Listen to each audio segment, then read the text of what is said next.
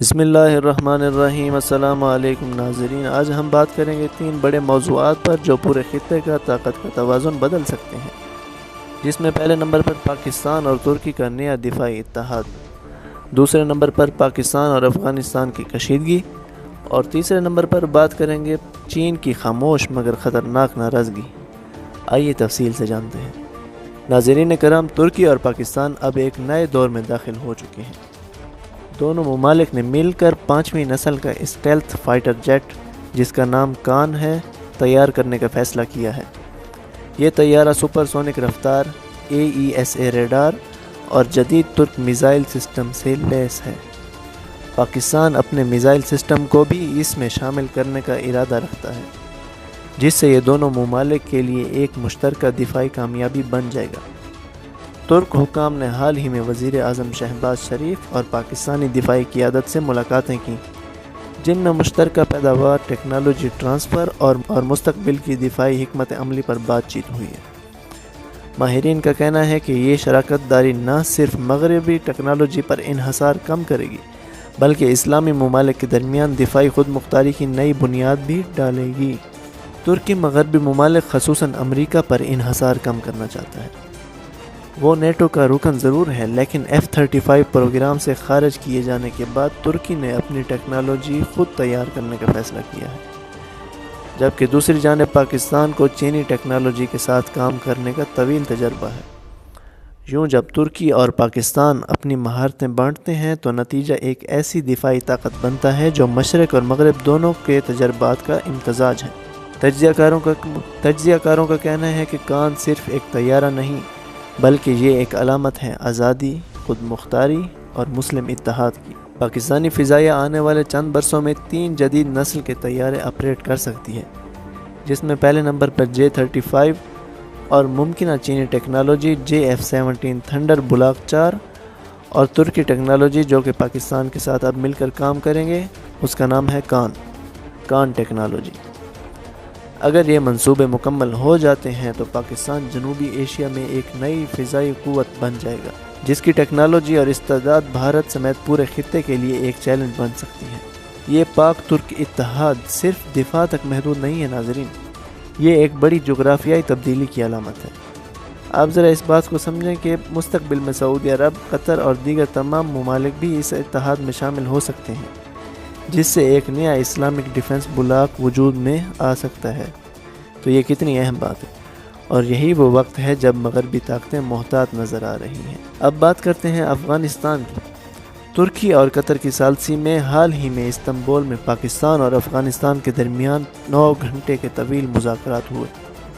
تو ناظرین، پاکستان نے طالبان حکومت سے مطالبہ کیا کہ TTP یعنی تحریک طالبان پاکستان کے محفوظ ٹھکانوں کے خلاف فوری کارروائی کی جائے۔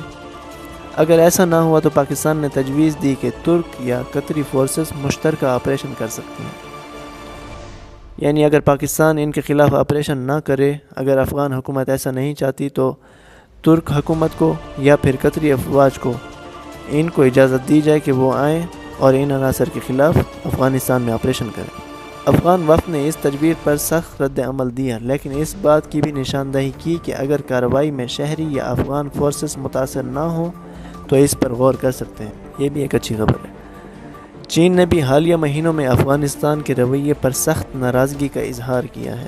ناظرین، اس میں بھی کچھ پیچیدگیاں ہیں، تو آگے چل کے اس بات کو سمجھتے ہیں۔ چینی کمپنیوں نے افغان معدنیات کے شعبے میں اربوں ڈالر کی سرمایہ کاری کی، لیکن افغان حکام نے مبینہ طور پر ان کمپنیوں پر قبضے کی کوشش کی۔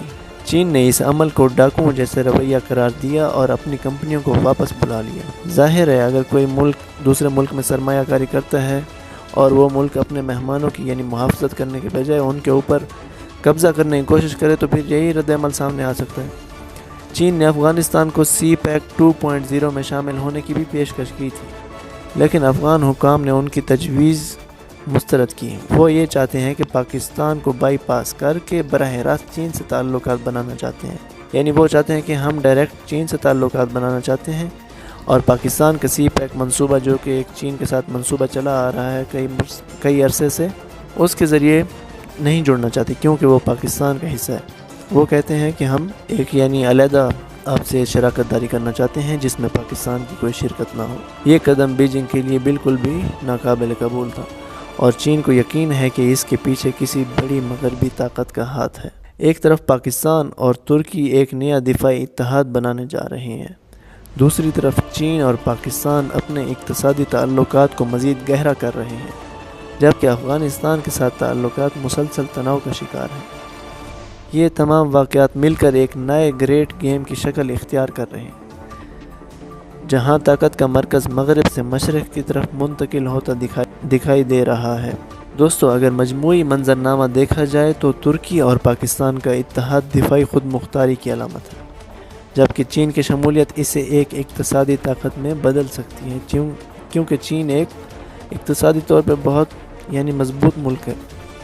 لیکن افغانستان کی غیر یقینی پالیسی اگر اسی طرح برقرار رہی تو اس نئے اتحاد سے خود بخود باہر ہو جائے گا۔ اب یہ افغانستان کو سوچنا ہے کہ اپنے خطے کے ممالک کے ساتھ مل کر کام کرنا ہے یا کسی اور جو کہ ہزاروں میل دور بیٹھی کسی اور مغربی طاقت کے ساتھ مل کر کام کرنا ہے، یہ جو کہ ایک ناممکن بات ہے۔ دوسری جانب کان جیسے منصوبے واضح کر رہے ہیں کہ مسلم دنیا اب صرف تماشائی نہیں بلکہ ایک فعال کھلاڑی بننے جا رہی ہے۔ ناظرین، آپ کو کیا لگتا ہے، کیا یہ نیا پاک ترک اتحاد واقعی خطے کی سمت بدل دے گا؟ اپنی رائے کمنٹس میں ضرور بتائیں، اور ویڈیو پسند آئی ہو تو لائک، سبسکرائب اور بیل آئیکن کا بٹن دبانا مت بھولیے گا۔ مجھے اجازت دیجیے اور ملتے ہیں اگلی نیوز تک۔ اللہ حافظ۔